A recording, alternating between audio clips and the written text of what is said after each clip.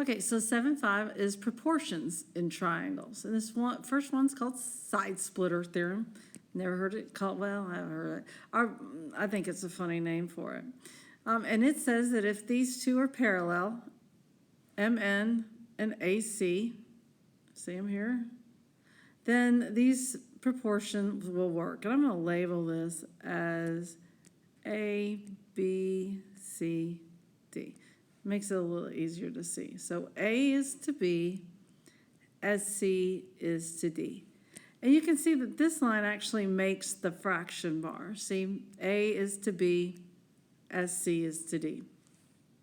This next one, the triangle mid-segment theorem, says if this is congruent to this, and this side is congruent to this side. So basically GH is a midpoint.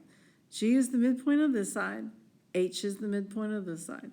If that's true, then GH is 1/2 a DF. So if this is X, this is 1/2 X.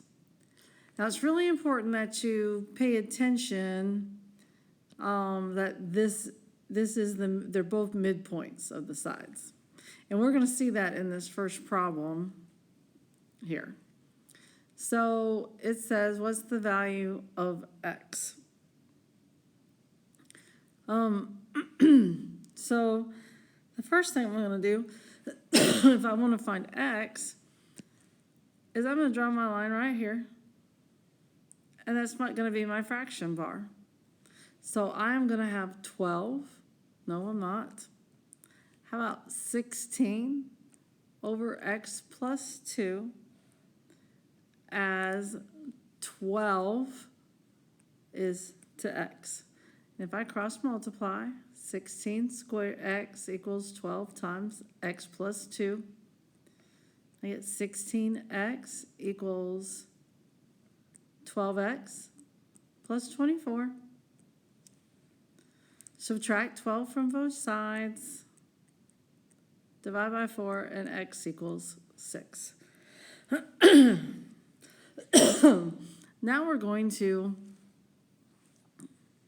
look at Y.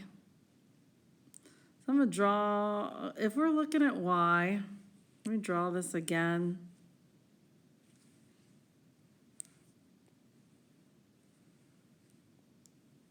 So here's Y, here's 30. The part above Y is 12, and the part below Y is going to be 6, 7, 8, is going to be 12, isn't it? If I put 6 in here for X, I get 6 plus 2 plus 4, that part underneath U, and this is V. And so this top part here is 9. And if I put 6 in here for X, I get 9 as well. So I can see that U and V are midpoints. So Y has to equal 1/2 of 30. So Y equals 15. Now let's do the do the same thing for Z. Let's draw this triangle again. P, Q, R. I'm going to add Z here. Now, this piece above Z is 16. And then this piece is 8. This piece would be 12. And this piece is 6. Now, and of course, this was 30. Now, we can't use this like we did over here for Y, okay, because this is not the midpoint of this. But I can set up a proportion. So I will say the side of this little triangle is to the bottom as the side of the big triangle is to the bottom. And when I cross multiply, see, I get 480 equals 24Z. Divide by 24, and Z equals 20. So again, everything above z, right, is 16. And then this piece was 8. That's where I'm getting those from.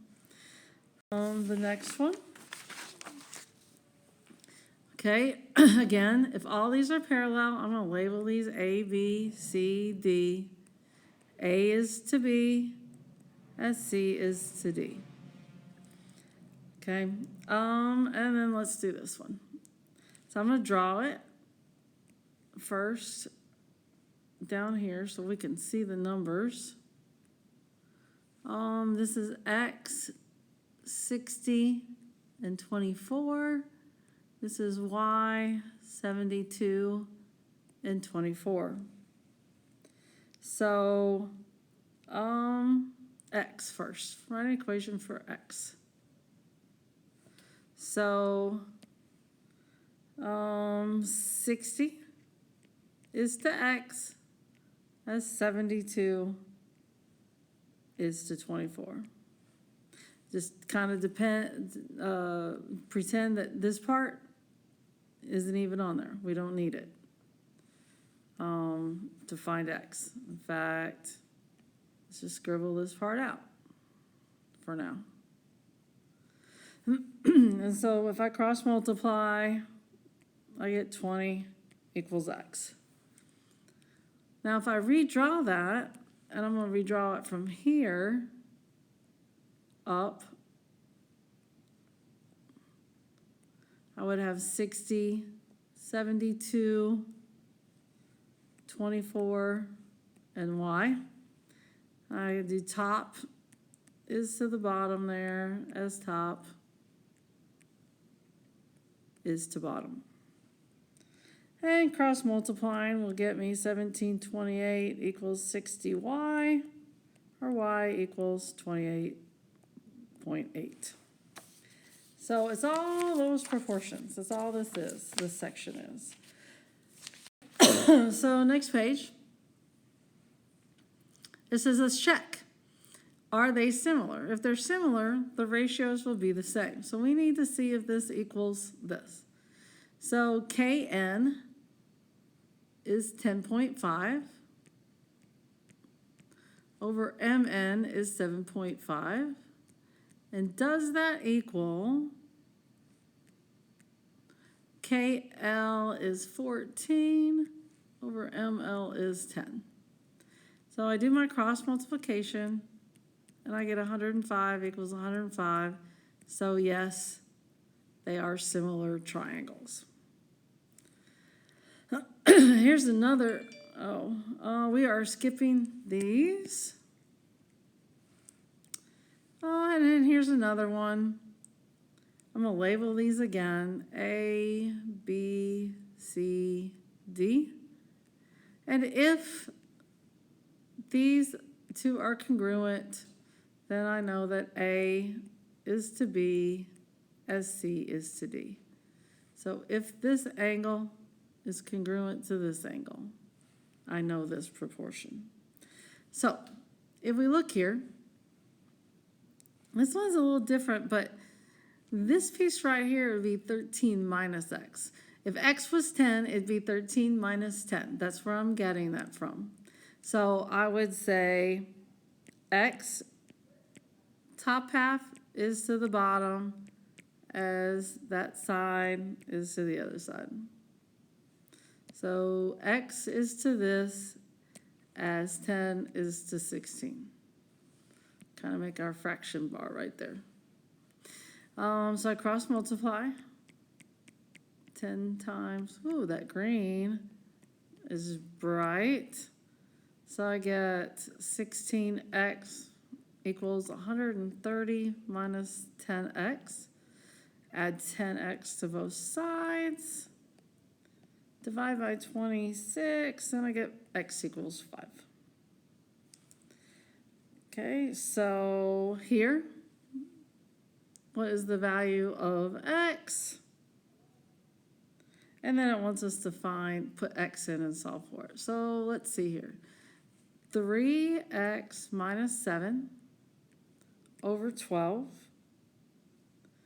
equals 3x plus 13 over 18. So 18 times 3x minus 7 equals 12 times 3x plus no, not 13, just 3. And if I do the cross multiplication, I get 54, or the distributive property, I get 36x plus 36. Subtract 36 from both sides, and I get 18x, add 126 to both sides, I get 162. So x equals 9. And then if I plug in 9, GH would be 3 times 9 plus 3 is 30. And GK is 3 times 9 minus 7 is 20. I think that might be, oh, yep, that's it. Nice, easy video.